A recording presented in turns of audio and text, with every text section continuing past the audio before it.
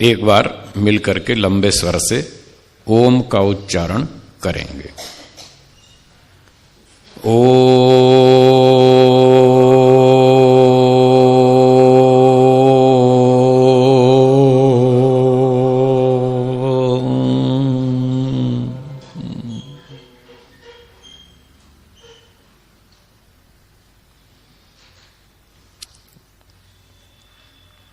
उपस्थित विद्वद्गण, धर्म प्रेमी सज्जनों, माताओं और बहनों,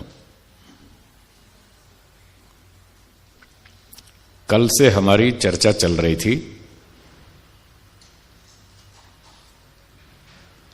तीन पदार्थ अनादि हैं। कितने पदार्थ? तीन। उनके नाम बोलिए। ईश्वर, आत्मा, प्रकृति। ये तीन पदार्थ हैं।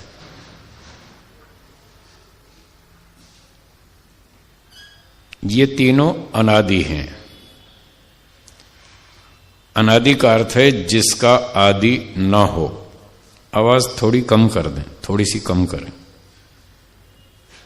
ओम, ओम, थोड़ी कम करें। ओम,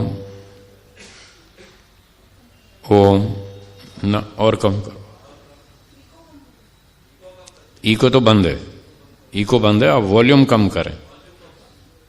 ओम, बस अब ठीक।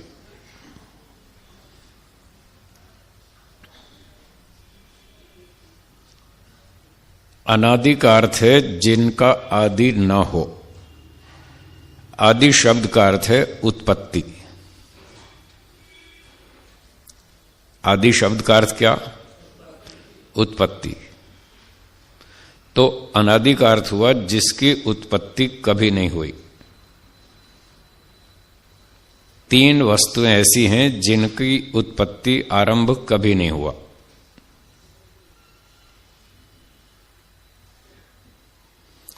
अर्थात वो सदा से हैं और सदा रहेंगी। उनके नाम बोलिए। ईश्वर, आत्मा, प्रकृति।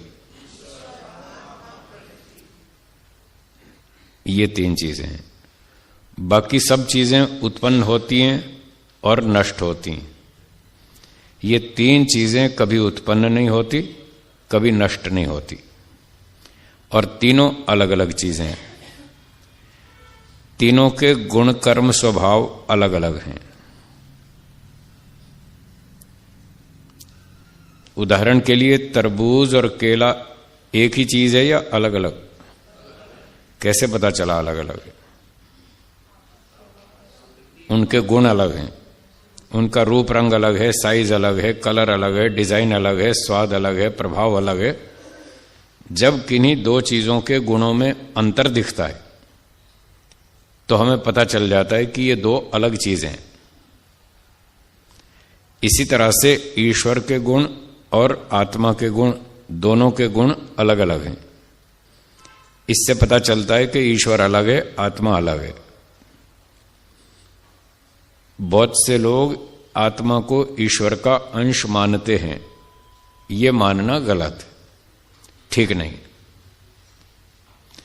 क्योंकि जो तरबूज का अंश होगा वो तरबूज होगा या केला होगा? तरबूज होगा। तरबूज का अंश भी तरबूज होगा, केला तो नहीं होगा। तो ईश्वर का अंश ईश्वर होना चाहिए या आत्मा? क्या आप ईश्वर हैं? हाँ या ना? तो फिर कहां अंश है उसका? अगर आप ईश्वर का अंश होते तो आप भी ईश्वर होते, आत्मा नहीं होते। और आपके गुण भी सारे वही होते जो ईश्वर के गुण हैं। जैसे बड़े तरबूज के गुण, ऐसे उसके अंश के गुण, दोनों के गुण एक समान। जब दो पदार्थों के गुण एक समान होते हैं तब हम उसको उसका अंश कहते हैं। क्या आत्मा के गुण और ईश्वर के गुण एक समान हैं? है जी? नहीं है ना। सुबह चर्चा हुई थी, जड़ चेतन के 6 अंतर बताए थे और उसमें बताया था ईश्वर में अलग गुण हैं, आत्मा में अलग गुण हैं, दोनों के गुण अलग अलग हैं। इसलिए आत्मा ईश्वर का अंश नहीं है। ईश्वर अलग चीज है, आत्मा अलग चीज है। जैसे तरबूज अलग चीज है, केला अलग चीज है, संतरा अलग चीज है, अंगूर अलग चीज है, सारे फल अलग अलग हैं, सबके गुण अलग हैं।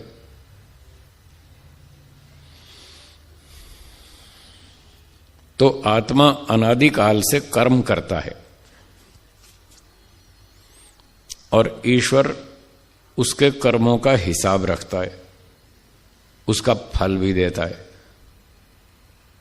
तो सुबह जो चर्चा हुई थी, कल भी हुई थी, आज सुबह भी हुई, उसमें क्या बताया था? ईश्वर जड़ है या चेतन? चेतन। तो चेतन वस्तु के जो 6 लक्षण बताए थे, आत्मा के भी और ईश्वर के भी, दोनों चेतन है। फिर भी दोनों में चेतना में अंतर है। जो चेतन होता है उसमें ज्ञान गुण होता है या नहीं होता? है जी, होता है। ईश्वर चेतन है, उसमें ज्ञान है या नहीं है?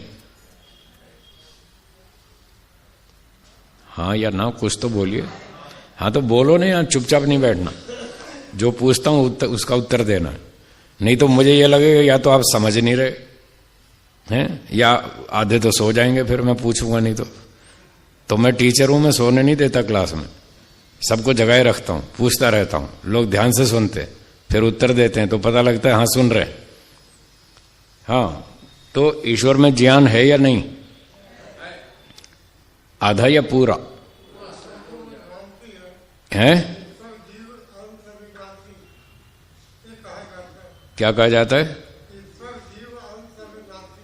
ईश्वर अंश जीव अविनाशी, ऐसा कहते हैं। हाँ, ये झूठ है, ये झूठ है। अगर जीव ईश्वर का अंश है तो उसके गुण ईश्वर के गुण एक समान होने चाहिए या अलग अलग? एक समान होने चाहिए। क्या जीव के गुण ईश्वर के गुण एक समान हैं?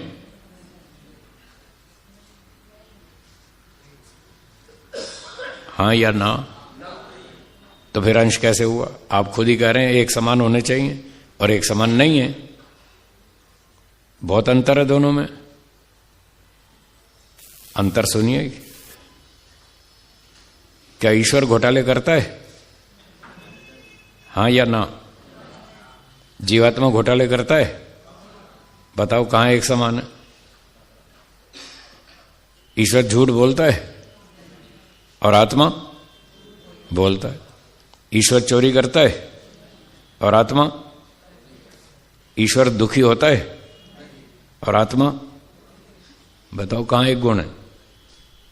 तो ये पंक्ति झूठ है। तुलसीदास जी की ये वाक्य झूठ है। ईश्वर अंश जीव अविनाशी, ये झूठ है। ईश्वर का अंश नहीं है जीवात्मा, दोनों के गुण अलग हैं।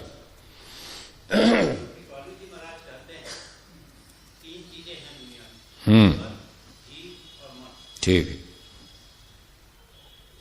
ईश्वर को अगर प्राप्त करना है तो मन को लगाम लगा।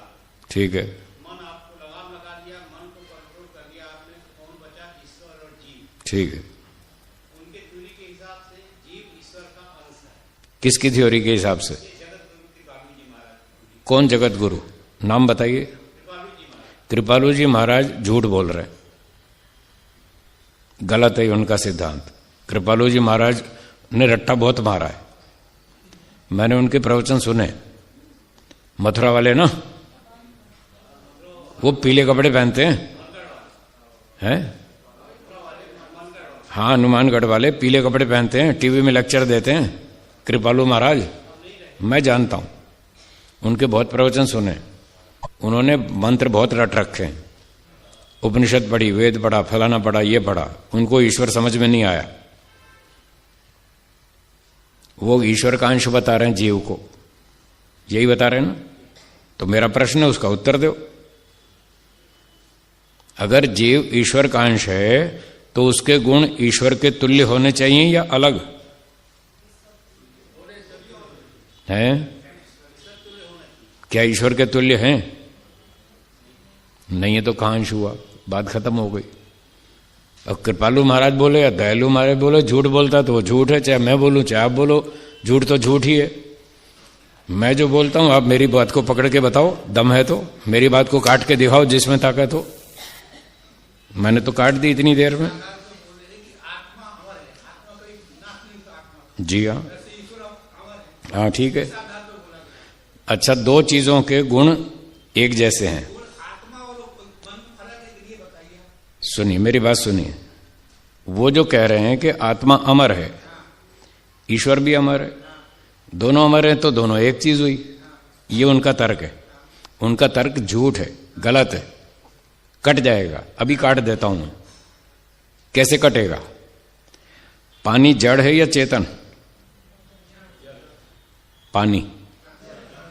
अग्नि जड़ है या चेतन? दोनों जड़ है। पानी भी जड़ है, अग्नि भी जड़ है, दोनों जड़ है। क्या दोनों एक ही चीज है? अब तो आपने बात मान ली अलग अलग है। जब अलग अलग हैं, मेरी बात सुनेंगे तो बताऊंगा। जो मैं पूछता हूं उसका उत्तर दीजिए। तो मैं इसीलिए तो बुलवा रहा हूं आपसे कि आपको समझ में आना चाहिए। आप मेरी बात को शांति से सुनिए, बोलिए कम और सुनिए अधिक, तो समझ में आएगा। बोलिए कम और सुनिए अधिक। जो मैं पूछता हूं उसका उत्तर दीजिए तो समझ में आएगा। आप अपनी गाते रहेंगे तो नहीं आएगा। मुझे पढ़ाना आता है, मुझे 42 साल का अनुभव है पढ़ाने का, मुझे पढ़ाना आता है। जो मैं पूछता हूं उसका उत्तर दीजिए। आपको गारंटी देता हूं आपको समझ में आएगा। कोई हठी हो, अड़ियल हो, समझना नहीं चाहे तो उसकी कोई गारंटी नहीं है। अड़ियल आदमी की कोई गारंटी नहीं है। जो सीखना चाहता है उसकी मैं गारंटी लेता हूं, वो समझ सकता है। दो शर्तें मेरी, एक तो जो बात पूछूं उसका उत्तर दे, टॉपिक चेंज नहीं करे। समझने के लिए आईक्यू होना चाहिए, समझने की इच्छा होनी चाहिए। अगर दो चीज आप में है तो मुझे पढ़ाना आता, मैं पढ़ा दूंगा, गारंटी लेता हूं। तो मैंने ये पूछा कि अग्नि जड़ है, पानी जड़ है, दोनों के गुण एक जैसे हैं। क्या दोनों के इतने गुण की समानता से क्या दोनों एक वस्तु है या अलग अलग है? जब पानी और अग्नि के गुण दोनों के कुछ कुछ मिलते हैं, इतने से वो एक नहीं हो जाती। तो आत्मा भी अमर है, ईश्वर भी अमर है, इतनी समानता से दोनों एक नहीं हो जाते। अग्नि गर्म है या ठंडी है? पानी गर्म है या ठंडा है? तो दोनों अलग अलग हुए कि नहीं हुए? अब ध्यान से सुनिए, दुनिया की हर दो वस्तुओं में कुछ ना कुछ समानता होती है। क्या बोला? आप कोई भी दो वस्तु उठा लाइए, उसमें कुछ ना कुछ समानता मिलेगी, पर इतनी समानता से वो दो वस्तु एक नहीं बन जाती। उन हर दो वस्तुओं में कुछ ना कुछ अंतर भी होता है। ये लोग क्यों भ्रांति में पड़े हैं? कृपालु महाराज जी और 50 वक्ता हैं टीवी में बोलने वाले, ये सब भ्रांति में। क्यों भ्रांति में? उसका कारण है कि ये सिर्फ समानता को देखते हैं, अंतर को नहीं देखते, इसलिए भटक गए। हमारे शास्त्र कहते हैं समानता को भी देखो, अंतर को भी देखो, दोनों चीज देखो, तो आपको भटकेंगे नहीं, भ्रांति नहीं होगी, आपको ठीक समझ में आएगा। पानी जड़ है, अग्नि जड़ है, पृथ्वी जड़ है, तीनों जड़ है, तीनों में समानता है। इतनी समानता से तीनों वस्तु एक नहीं हो जाती है, उसमें अंतर भी है। पृथ्वी ठोस है, सॉलिड है, पानी लिक्विड है, अग्नि गर्म है, अग्नि गर्म है, पानी ठंडा है, पृथ्वी ठोस है, न गर्म है न ठंडी है। जल के संयोग से वो ठंडी हो जाती है, अग्नि के संयोग से गर्म हो जाती है, उसका अपना स्पर्श तो नॉर्मल है, न गर्म है न ठंडा है। जब आप अंतर देखेंगे तो आपको समझ में आएगा ये तीन चीजें अलग अलग हैं, पृथ्वी अलग है, पानी अलग है, अग्नि अलग है। तो समानताओं को भी देखें, अंतर को भी देखें, दोनों को देखें, फिर समझ में आएगा। ईश्वर और आत्मा में कुछ समानताएं हैं और कुछ अंतर भी है। जब आप दोनों को देखेंगे तो आपको भ्रांति नहीं होगी। ईश्वर अनादि है, हां या ना? ईश्वर अमर है, हां या ना? आत्मा भी अनादि है, वो भी अमर है, ना ईश्वर मरता है ना आत्मा मरता है, ये समानता है, पर अंतर भी तो है। जब आप अंतर देखेंगे तो समझ में आ जाएगा दोनों एक नहीं है, दोनों किसी का अंश नहीं है। क्या ईश्वर घोटाले करता है? हां या ना? आत्मा घोटाले करता है? कौन करता है? कौन करता है? नहीं, देखिए देखिए, आप टॉपिक मत बदलिए। मेरा प्रश्न है घोटाला कौन करता है, इसका कौन करता है? मन जड़ है या चेतन? मन जड़ है या चेतन? अच्छा, और कितनी चीजें चेतन है? मन चेतन है, इसका प्रमाण दीजिए। कोई वेद का प्रमाण दीजिए, दर्शन का दीजिए, उपनिषद का दीजिए, कोई शास्त्र का प्रमाण दीजिए जिसमें लिखा हो मन चेतन है। कोई प्रमाण दीजिए, लाइए। अब कोई प्रमाण नहीं देंगे। जिस बात को आप प्रमाणित नहीं कर सकते वो झूठ है। आपके कहने से वो सत्य नहीं हो जाता, मेरे कहने से कोई बात सत्य नहीं हो जाती। मैं जो कुछ बोलता हूं प्रमाण से बोलता हूं, तर्क से बोलता हूं।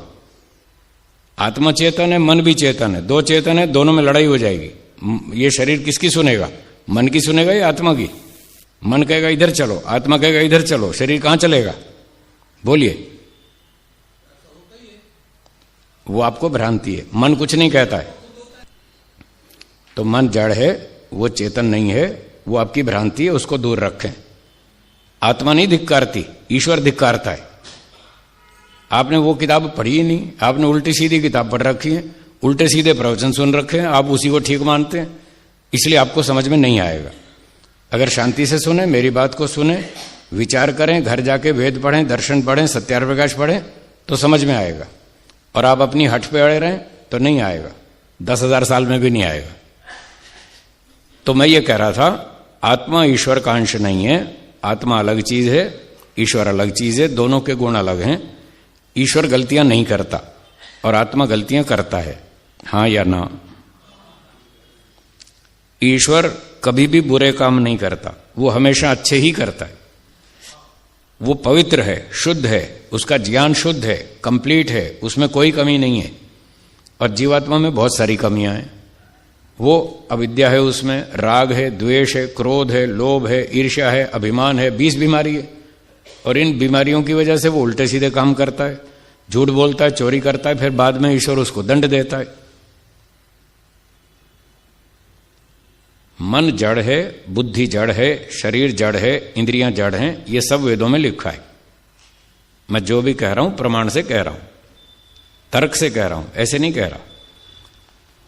आपको जो कुछ कहना हो प्रमाण से कहिए, नहीं तो शांति से सुनिए। शंका हो तो शंका पूछिए, अपने पक्ष की स्थापना नहीं कर सकते आप। जिसको अपने पक्ष की स्थापना करनी हो, शास्त्रार्थ करना हो, तो उसके नियम से करेंगे। मुझे उससे डर नहीं लगता है, मुझे शास्त्रार्थ करने से डर नहीं लगता है। मैं पूरी तैयारी करके आया हूं, पर नियम से काम करेंगे। जिसको शास्त्रार्थ करना हो 3 न्यायाधीश बिठाएंगे और आपको अपना पक्ष लिख के देना होगा, मैं भी लिख कर दूंगा। वो 3 न्यायाधीश दोनों पक्षों को सुनेंगे, जो फैसला करेंगे दोनों को मान्य होगा। बोलिए, है मंजूर? जिसको मंजूर हो हाथ ऊंचा करे। तो जिसको शास्त्रार्थ करना हो शास्त्रार्थ के नियम से करे, नहीं तो शांति से सुने, प्रश्न पूछे, आपको उत्तर देंगे, बस बात खत्म हो गई। हां, तो हम बात कर रहे थे ईश्वर अलग चीज है, आत्मा अलग चीज है, प्रकृति अलग चीज है। 3 चीजें हैं, मन, बुद्धि, इंद्रियां, शरीर, पंचमहाभूत, खाना पीना, अनाज, ये जितने भी पदार्थ हैं ये सारे जड़ पदार्थ हैं। जो प्राणी हैं उनमें चेतन आत्मा है। वो चेतन आत्मा कर्म करने में स्वतंत्र है। क्या बोला? कर्म करने में ये उसकी विशेषता है कि वो कर्म करने की उसको छूट है। ईश्वर ने उसको कर्म करने की छूट दे रखी है, जो इच्छा हो करो। पर कानून भी बता रखा है, ये हमारा कानून है। कानून में आपके पास 50 ऑप्शंस हैं। इन 50 में से आप जो मर्जी करें, जिन कामों की छूट है उसमें से आपकी इच्छा है, आप ये चुने, 2 number, 3 number, 5 number, 20 number, 40 number, जो मर्जी चुनो, आपकी छूट है। अब कानून से बाहर नहीं जाना। कानून से बाहर जाएंगे तो जब आप कानून के विरुद्ध काम करेंगे, ईश्वर आपका कानून से विरुद्ध काम करते हुए हाथ नहीं पकड़ेगा, लेकिन सलाह उसकी यह है कि कानून से बाहर मत जाना। जाओगे तो दंड मिलेगा। क्या बोला? कानून से बाहर जाएंगे तो दंड मिलेगा। दंड भोगना हो तो बाहर जाओ, दंड नहीं भोगना तो कानून के अंतर्गत रहो। आपके पास 50 ऑप्शन है, जो इच्छा हो करो। दाल खाओ, सब्जी खाओ, रोटी खाओ, खीर खाओ, पूरी खाओ, हलवा खाओ, मिठाई खाओ, पुलाव खाओ, चटनी खाओ, जो मर्जी खाओ, इतनी छूट है आपको। ये कानून के अंदर रह के शाकाहारी भोजन कर सकते हैं। और अंडे खाओगे, मांस खाओगे, उसके लिए हमारी छूट नहीं है। खाओगे तो खा लो, मैं आपकी जबान तो नहीं पकड़ूंगा, हाथ भी नहीं पकड़ूंगा, लेकिन बाद में दंड दूंगा, छोड़ूंगा नहीं। आपने कानून तोड़ा है। हम भारत में रहते हैं, हम पर भारत का कानून लागू होता है या नहीं? अब कानून का पालन करेंगे तो ठीक है, आराम से रहो, कोई सरकार मना नहीं करती है। और आप कानून तोड़ेंगे तो दंड मिलेगा या नहीं मिलेगा? ईश्वर का भी यही है, ये मेरा कानून है, इसके अंदर रहो, बाहर जाओगे तो दंड मिलेगा। तो हम कर्म करने में स्वतंत्र हैं। एक होती है स्वतंत्रता, दूसरी है स्वच्छंदता। ये दो शब्द आपने शायद सुने हो पहले भी। स्वतंत्रता सुना है, स्वच्छंदता भी सुना है, दोनों में अंतर है। कानून की सीमा में रहकर 50 ऑप्शन है, जो मर्जी करो, ये स्वतंत्रता है। कानून की सीमा में रहकर आप जो मर्जी करें, आपकी इच्छा है, कानून से बाहर नहीं जाना, ये स्वतंत्रता है। जब आप कानून की सीमा तोड़ के बाहर निकलते हैं, ये स्वच्छंदता है। स्वच्छंदता करेंगे, दंड मिलेगा। कर तो सकते हैं, ईश्वर आपका हाथ नहीं पकड़ेगा, कानून तोड़ते रहिए, वो नोट करता रहेगा, जब समय आएगा तब दंड देगा। और सरकार तो आपको कई जगह पर स्वच्छंदता करने ही नहीं देगी, आपको पहले ही पकड़ लेगी। जैसे कई लोग आंदोलन करते हैं तो पुलिस वाले वहां पर बंदोबस्त करते हैं कि कोई तूफान नहीं करे, डंडे लेके आते हैं, आंसू गैस के गोले लाते हैं, रबड़ की पिस्टल भी लाते हैं, जो रबड़ की गोलियां चलाते हैं, और पानी के फवारे भी तैयार रखते हैं कि जो गड़बड़ करेंगे उनको ब्रेक लगाओ। और फिर भी गड़बड़ करते हैं तो धारा 144 लगा देते हैं, आप घर से बाहर नहीं निकल सकते। वो तो हमको ब्रेक लगाते हैं, उनको पता है कि ये लोग गड़बड़ करेंगे, इसके पहले ही ब्रेक लगाओ, इनको करने ही मत दो। सरकार, पुलिस तो हमको जबरदस्ती रोक लेती है, ईश्वर ऐसे नहीं रोकता। ये दोनों के स्टाइल में फर्क है, दोनों का अलग अलग तरीका है। आप झूठ बोलो, चोरी करो, डकैती करो, लूटमार करो, हत्या करो, अपहरण करो, कुछ भी करो, ईश्वर आपका हाथ नहीं पकड़ेगा, मन में आपको सूचना दे देगा कि आप गलत कर रहे हैं, बस। फिर आपकी इच्छा है, आप उसका सुझाव माने ना माने, आपकी मर्जी। आप कानून तोड़ें, तोड़ लो, बाद में सुअर बनाएगा, कुत्ता बनाएगा, बैल बनाएगा, हाथी बनाएगा, बकरी बनाएगा, शेर भेड़िया बनाएगा, सांप बिच्छू बनाएगा, तब आप कुछ नहीं कर पाएंगे, तब आपको दंड भोगना पड़ेगा। दंड भोगते समय आपकी मर्जी नहीं चलेगी। एक विद्यार्थी 3 घंटे परीक्षा देता है, बोर्ड का एग्जाम है, 12वीं क्लास का एग्जाम है, उसको प्रश्न पत्र दे दिया 1 बजे, घंटी बज गई, आंसर शीट दे दी, प्रश्न पत्र दे दिया, लिखो उत्तर।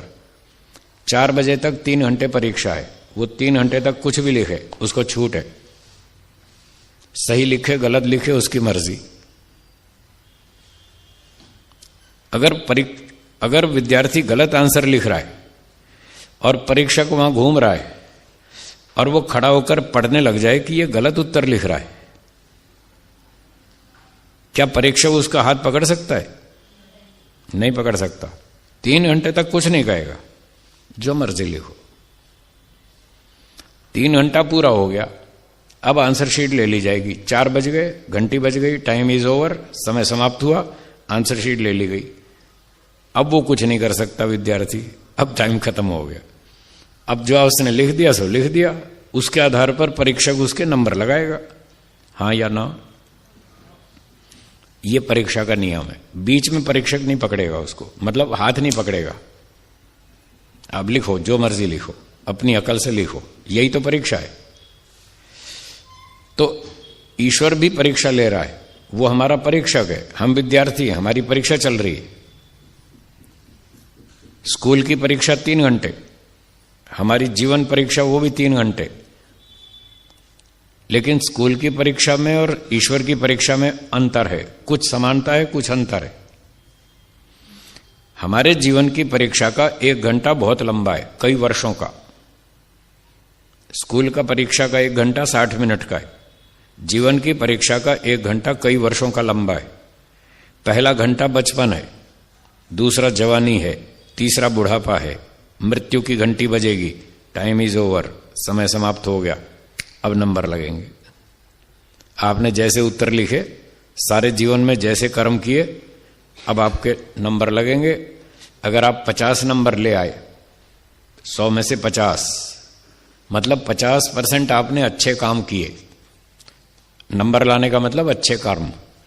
अगर आपने 50% अच्छे काम किए, 50% बुरे, तो आप 50% आपके नंबर आए, तो 50 नंबर आएंगे तो अगला जन्म ईश्वर आपको मनुष्य का देगा। कौन से मनुष्य का? कोई मजदूर, चपरासी, पटे वाला, ऐसे घर परिवार में जन्म देगा। मूर्ख, अनपढ़, गरीब, ऐसे परिवार में। इतना भी आपको 4th क्लास फैमिली में जन्म मिल गया तो ये 50% अच्छे कर्मों का फल है। ये पहला नियम।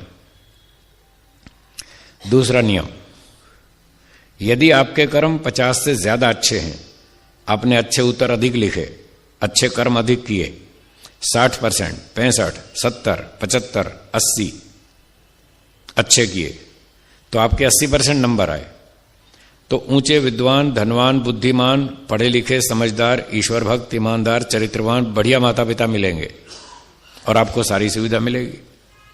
बचपन से अच्छी बात सीखने को मिलेगी, अच्छा परिवार होगा, सब सुविधा होगी, खाने रहने की सब मौज होगी। और अगर आप 100% अच्छे काम करेंगे, एक भी गड़बड़ नहीं करेंगे, जानबूझ के गड़बड़ नहीं करेंगे, अनजाने में हो जाती है वो अलग है, दंड तो उसका भी मिलेगा, पर जानबूझ के आप गड़बड़ नहीं कर रहे, सब काम ठीक कर रहे हैं, अच्छे कर रहे हैं, कानून के अनुसार चल रहे हैं, तो आपका मोक्ष हो जाएगा। जन्म मरण का चक्कर खत्म। 100 नंबर लाने, 100 में से 100। फिर कहेंगे जी कठिन है। हाँ, कठिन तो है, बिल्कुल है, कठिन है, असंभव नहीं है।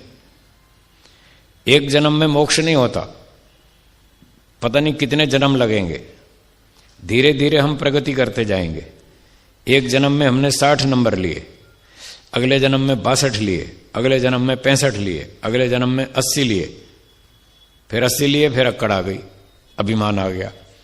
अभिमान में आके फिर घोटाले शुरू कर दिए, फिर घोटाले शुरू किए, नंबर घट जाएंगे, फिर 80 के 60 हो जाएंगे, फिर 60 में आके फिर अक्कड़ में आ गए, फिर घोटाले किए, फिर 40 रह गए, फिर सुअर कुत्ते बनेंगे और वहां दंड भोग के फिर वापस आएंगे, फिर मनुष्य बनेंगे, फिर अवसर मिलेगा, अब अच्छे काम करो, अब फिर अच्छे करेंगे, धीरे धीरे फिर ऊपर चढ़ेंगे।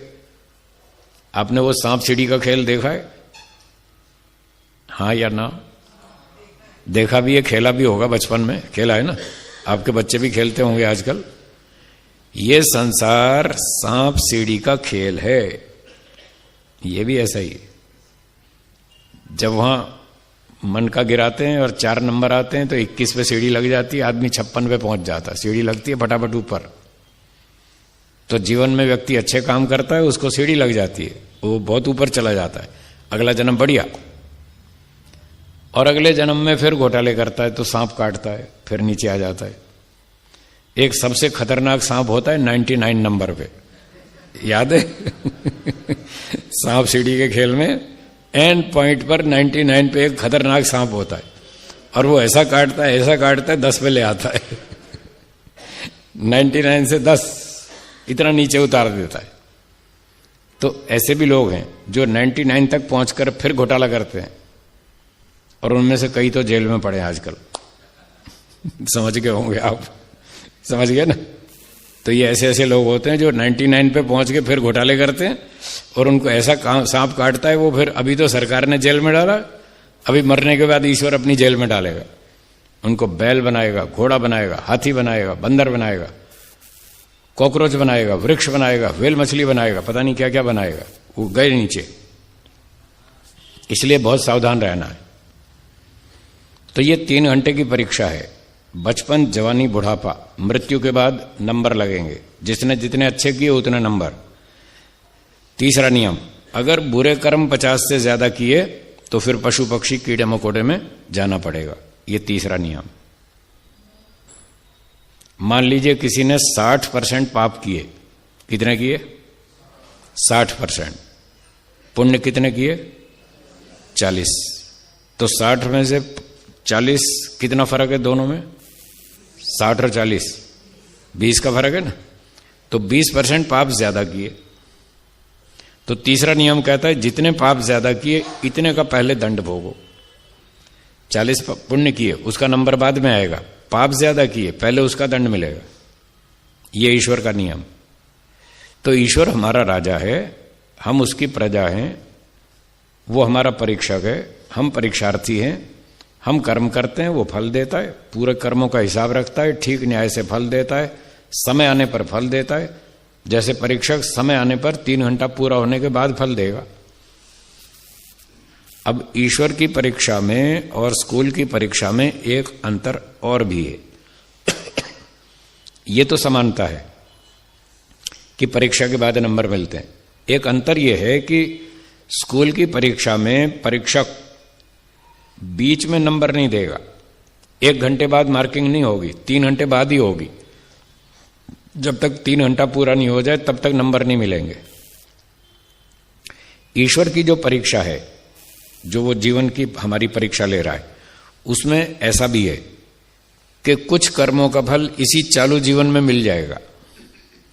परीक्षा भी चल रही है, साथ साथ फल भी दिया जा रहा है, नंबर भी दिए जा रहे हैं। कुछ कर्मों का फल इसी जन्म में मिलेगा, अभी अभी चालू जीवन में। किसी कर्म का फल तत्काल मिलेगा, एट द स्पॉट, उसी समय। एक व्यक्ति बिजली की तार छुएगा, कितनी देर बाद करंट लगेगा? छूते ही तत्काल दंड। तो ऐसा भी है। कुछ कर्मों का फल तत्काल मिलेगा, कुछ कर्मों का फल 5-7 दिन में, कुछ कर्मों का फल 1 महीने में, कुछ कर्मों का फल 4 महीने में, कुछ कर्मों का फल 2 साल में, कुछ कर्मों का फल 20 साल में, कुछ कर्मों का फल 50 साल में। और जिन कर्मों का फल यहां नहीं मिला उसका अगले जन्म में, कोई दूसरे जन्म में, कोई तीसरे जन्म में, कोई 10वें जन्म में, कोई मोक्ष में, और कुछ मोक्ष से लौटने के बाद। ये ईश्वर की फल व्यवस्था है। ये सब वेदों में लिखी है, मैं अपनी ओर से कुछ नहीं कहता। पहले भी कहा था, फिर दोहराता हूं, अपनी बात कुछ नहीं कहूंगा। जो कहूंगा शास्त्र की बात कहूंगा, प्रमाण से कहूंगा, तर्क से कहूंगा।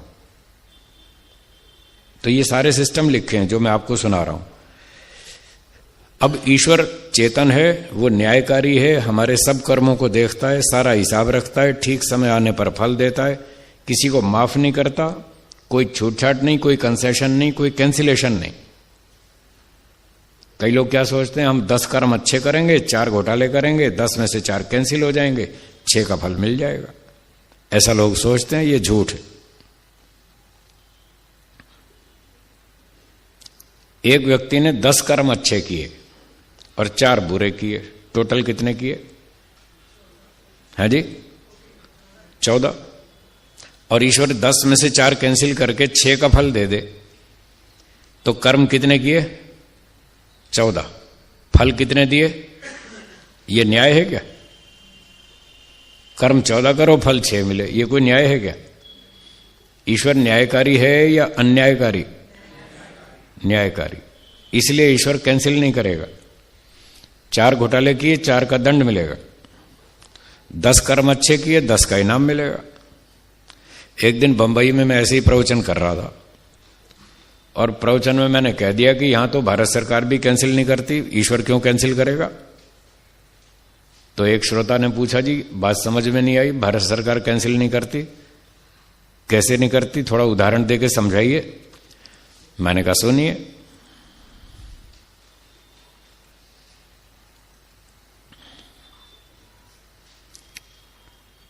5-7 वर्ष पहले की बात है, एक बार वर्षा ऋतु में बाढ़ आ गई बिहार में। किसी नदी में पानी ज्यादा आ गया, बाढ़ हो गई, पानी गांव में घुसने लगा। अब गांव के लोग कुछ तैरना जानते थे, कुछ नहीं जानते थे। जो नहीं जानते थे वो डूबने लगे। गांव में एक अच्छा तैरने वाला था, तैराक, उसने तैर तैर के 20 लोगों की जान बचा दी। सरकार को पता लगा, भाई इसने 20 लोगों की जान बचाई, तो बहुत अच्छी बात है। सरकार ने घोषणा कर दी आपको इनाम देंगे, ठीक है। फिर क्या हुआ, एक सप्ताह के बाद उसका किसी एक आदमी से झगड़ा हो गया। किसका? जिसने 20 की जान बचाई थी, उसका किसी से झगड़ा हो गया। झगड़ा भी तगड़ा हो गया, बात मारामारी पे आ गई, और मारामारी इतनी बढ़ गई उसने उसकी जान ले ली, मार दिया उसको। किसने मारा? जिसने 20 की जान बचाई थी, एक को मार दिया। अब मार दिया तो फिर गया सरकार के पास और कहने लगा जी पिछले हफ्ते मैंने 20 लोगों की जान बचाई थी, आज एक की जान ले लिए, आप 20 में से एक कैंसिल करो, 19 का इनाम दे दो। बोलो सरकार मानेगी? नहीं किया ना कैंसिल, ये कह रहा था। जब भारत सरकार भी कैंसिल नहीं करती है, वो कहती है 20 की जान बचाई उसका इनाम ले जाओ, एक की जान ली उसका दंड मिलेगा, नो कैंसिलेशन। जब भारत सरकार कैंसिल नहीं करती तो भगवान क्यों कैंसिल करेगा? वो भी यही कहता है आपने 10 काम अच्छे किए, 10 का इनाम ले जाओ, 4 घोटाले किए उसका दंड मिलेगा, नो कैंसिलेशन। और आप कहते हैं माफ कर दो, माफ नहीं करता ईश्वर। भारत से अमेरिका तक लोग भ्रांति में, वो कहते हैं हम भगवान से जाके माफी मांग लेंगे, भगवान तो दयालु है, वो तो माफ कर देगा। ईश्वर इतना भोला नहीं है। और दयालु शब्द का अर्थ यह भी नहीं है कि अपराधी को माफ कर दिया जाए, उसको दंड ना दिया जाए, ये कोई दया नहीं है।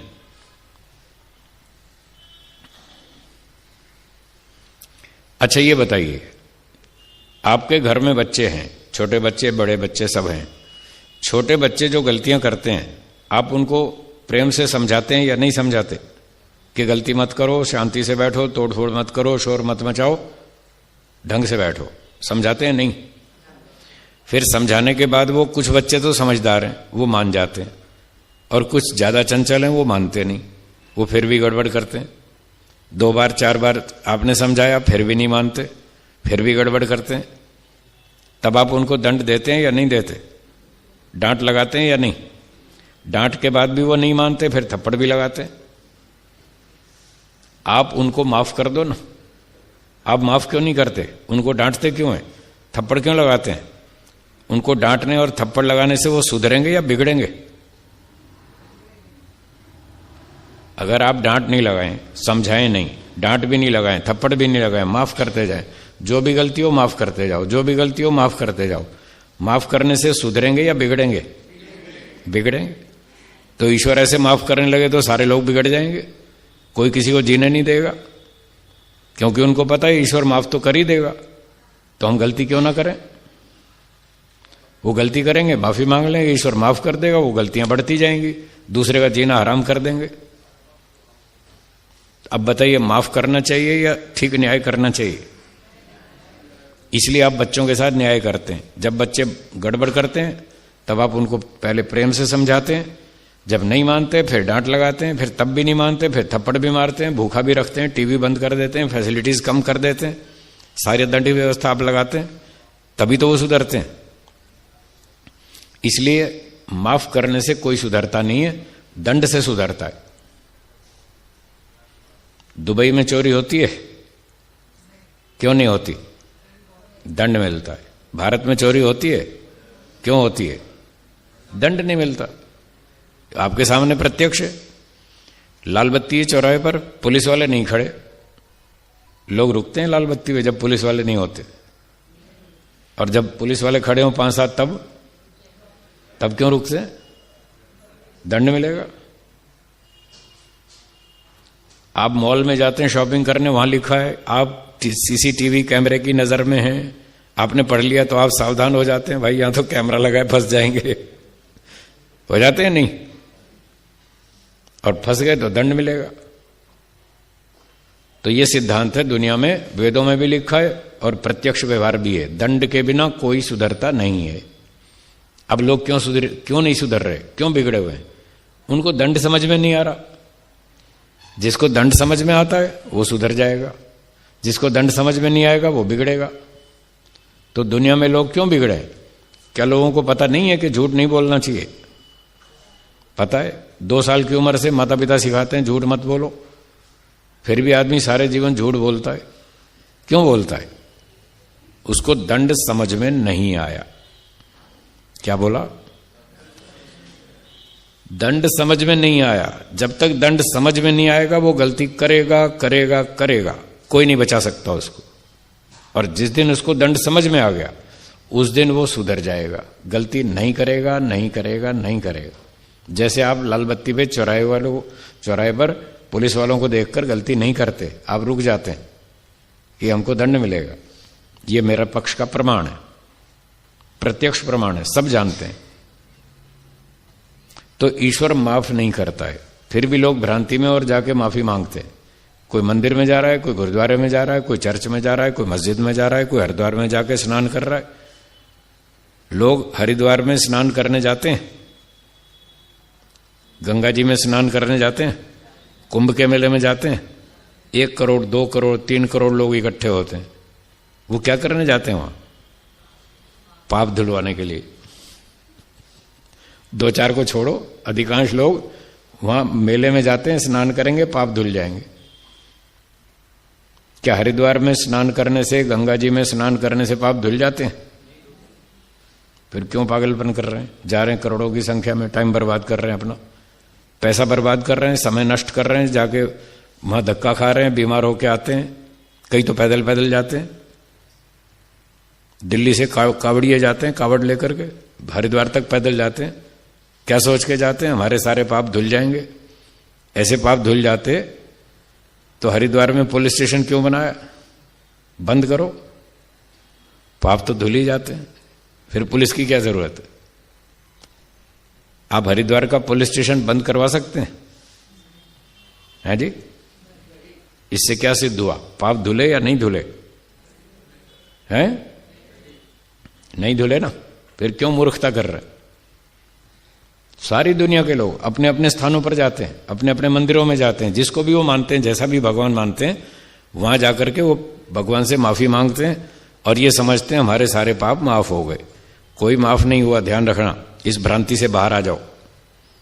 और आप इस भ्रांति में रह के पाप करेंगे, झूठ बोलेंगे, चोरी करेंगे, छल कपट करेंगे, अन्याय करेंगे, धोखा देंगे, ईश्वर आपको सुअर बनाएगा, कुत्ता बनाएगा, बैल बनाएगा, हाथी बनाएगा। कोई माफ नहीं करने वाला। अगर माफ करता तो इन कुत्ते सुअरों को सबको माफ करता।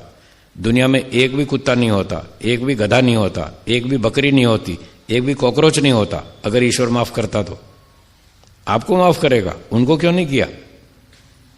उनको माफ नहीं किया, आपको भी नहीं करेगा, मुझे भी नहीं करेगा, किसी को नहीं करेगा। वो आप गलती करेंगे, आपको 10 रुपए का दंड देगा। मैं गलती करूंगा, मुझे 100 रुपए का दंड मिलेगा, आपसे 10 गुना ज्यादा। हाँ, क्या समझे? आप यूं मत समझना मैं सिर्फ आपको ही बोल रहा हूं, आपसे पहले अपने आप को बोल रहा हूं। आपको दंड कम मिलेगा, मुझे ज्यादा मिलेगा। ये ईश्वर का कानून है। मुझे ज्यादा क्यों मिलेगा? है? मैं आपसे अधिक जानता हूं, मेरा नॉलेज आपसे अधिक है। तो ईश्वर का कानून है, जिसका जितना अधिक नॉलेज है वो उतना जानबूझ के घोटाला करेगा, उसका दंड भी उतना अधिक होगा। मैं आपसे अधिक जानता हूं, मैं घोटाला करूंगा, मुझे 100 रुपए का दंड। आप वही गलती करेंगे, आपको 10 रुपए का। और आपसे छोटा आदमी करेगा, उसको 1 रुपए का। जिसका जितना नॉलेज ज्यादा है, जितना एक्सपीरियंस ज्यादा है, जितना अनुभव ज्यादा है, जितनी सत्ता ऊंची है, जितना अधिकार ऊंचा है, उसको उतना अधिक दंड। ये कानून है, इसलिए सावधान। तो ये जितने बड़े बड़े संप्रदायों के संचालक हैं, इन सबको सबसे ज्यादा दंड मिलेगा। ये सबसे ज्यादा झूठ बोलते हैं, सबसे ज्यादा लड़ाई झगड़े करवाते हैं, इनको सबको सबसे अधिक दंड मिलेगा, जनता को कम। तो इस तरह का कानून है ईश्वर का, वो समझना चाहिए। तो सारी बात का सार क्या निकला? ईश्वर न्यायकारी है या अन्यायकारी? न्यायकारी। तो 4 बातें तो हमने कल बताई थी, ये 5वीं बात, ईश्वर न्यायकारी है। पिछली 4 भी दोहरा लें। ईश्वर एक है या बहुत सारे? एक है। ईश्वर एक जगह रहता है या सब जगह? सब जगह। जो वस्तु सब जगह रहती है उसकी शक्ल होनी चाहिए या नहीं? नहीं होनी चाहिए। तो ईश्वर की शक्ल है या नहीं है? नहीं है। तो ईश्वर साकार हुआ या निराकार? निराकार। तो 3 बात हो गई। बोलिए, ईश्वर एक है, ईश्वर सब जगह रहता है, ईश्वर निराकार है। चौथी बात, ईश्वर जड़ है या चेतन? चेतन। पांचवी बात, ईश्वर न्यायकारी है या अन्यायकारी? न्यायकारी। ये 5 बात हो गई। छठी बात, ईश्वर में आनंद है या नहीं है? है। ईश्वर सदा आनंद में रहता है या नहीं रहता? सदा आनंद में रहता है। कभी दुखी भी होता है? दुखी नहीं होता। दुखी कौन होता है ये सुनिए, तो आपको समझ में आएगा ईश्वर दुखी क्यों नहीं होता और आत्मा दुखी क्यों होता है। दुखी होने के कारण है। पहला कारण है अविद्या। बोलिए, अविद्या। जिसमें अविद्या होती है वो दुखी होता है। ईश्वर में अविद्या है क्या? नहीं है, इसलिए वो दुखी नहीं होता। और आत्मा में, मनुष्यों में अविद्या है या नहीं है? इसलिए दुखी होते हैं। दूसरा कारण, जब व्यक्ति बुरा काम करता है तब उसको दंड मिलता है, दंड भोगना पड़ता है जब बुरा काम करता है। ईश्वर बुरे काम करता है इसलिए दुखी नहीं होता। और आत्मा बुरे काम करता है या नहीं, इसलिए वो दंड भोगता है और दुखी होता है। ईश्वर किसी से डरता है और आत्मा डरता है। ईश्वर क्यों नहीं डरता? बुरे काम नहीं करता इसलिए डरता नहीं। जो बुरे काम करता है वो डरता है, हां या ना? और मनुष्यों में भी जो बुरे काम बंद कर दे, क्या वो डरेगा? नहीं डरेगा, क्योंकि डर का कारण बुरे काम करना है। डर का कारण अविद्या है। ईश्वर में अविद्या नहीं इसलिए वो डरता नहीं, बुरे काम करता नहीं इसलिए डरता नहीं। मनुष्यों में जिसमें अविद्या है वो डरता है, जो बुरे काम करता है वो डरता है, और डरता है फिर बुरे काम करता है, फिर दंड भोगता है, दुखी होता है। और अगर मनुष्यों में से कोई व्यक्ति पुरुषार्थ करे, शास्त्र को पढ़े, वेदों को पढ़े, बुद्धि का विकास करे, अविद्या का नाश करे, उसका भी डर खत्म हो जाता है, वो भी नहीं डरता। और वो बुरे काम नहीं करता, वो डरता भी नहीं, दुखी भी नहीं होता। तो हमको ईश्वर का सिस्टम इस तरह से समझना है। और हमको भी बुरे काम बंद करने, नहीं करने, अविद्या को दूर करना है। काम, क्रोध, लोभ, ईर्ष्या, द्वेष, अभिमान, इन सब चीजों को दूर करना है। तो हम इनको दूर कर देंगे तो हम भी निर्भय हो जाएंगे, हम भी नहीं डरेंगे। फिर आज हम प्रकृति के साथ जुड़े, शरीर के साथ, संसार के साथ, जड़ पदार्थों के साथ जुड़े। तो जड़ पदार्थों में 3 बात बताई थी, सुख, दुख और मोह। क्या बताई? सुख, दुख और मोह। प्रकृति से हमको सुख मिलता है, दुख मिलता है, मूर्खता, मोह भी मिलता है। प्रकृति से जुड़ेंगे तो 3 तरह की फीलिंग्स आएंगी आपको, सुख भी मिलेगा, दुख भी मिलेगा, मोह भी मिलेगा। ईश्वर में आनंद है या नहीं? है। यदि हम ईश्वर से जुड़ेंगे तो आनंद मिलेगा या नहीं? मिलेगा। क्या ईश्वर में दुख है? तो जब ईश्वर से जुड़ेंगे तो दुख नहीं मिलेगा, दुख है ही नहीं। क्या ईश्वर में मूर्खता है? तो ईश्वर से जुड़ेंगे तो मूर्खता भी नहीं मिलेगी, न मूर्खता मिलेगी न दुख। 3 में से 2 चीजें समस्या वाली थी, दोनों हट गई। एक आनंद है, वो आनंद मिलेगा। तो सुबह शाम बैठकर ईश्वर का ध्यान करें, उससे कनेक्शन जोड़ें। जो ईश्वर से कनेक्शन जोड़ेगा उसको आनंद मिलेगा। प्रकृति से जोड़ेगा तो 3 चीज मिलेंगी, सुख, दुख, मोह। अब दोनों रास्ते आपके सामने हैं, आप सोच लीजिए क्या करना है। आप स्वतंत्र हैं, जिस रास्ते पे चलो आपकी इच्छा, जबरदस्ती कोई नहीं। हर व्यक्ति स्वतंत्र है, अपनी इच्छा से, अपनी बुद्धि से जीता है। अब रास्ते आपको सारे बता दिए, तो कुछ समय निकालकर ईश्वर का आनंद भी लेना चाहिए। एक व्यक्ति कहने लगा, जी मैं रोज 2 घंटे ईश्वर का ध्यान करता हूं, 1 घंटा सुबह करता हूं, 1 घंटा शाम को करता हूं। ऐसे सुना रहे जैसे ईश्वर पे एहसान करता है।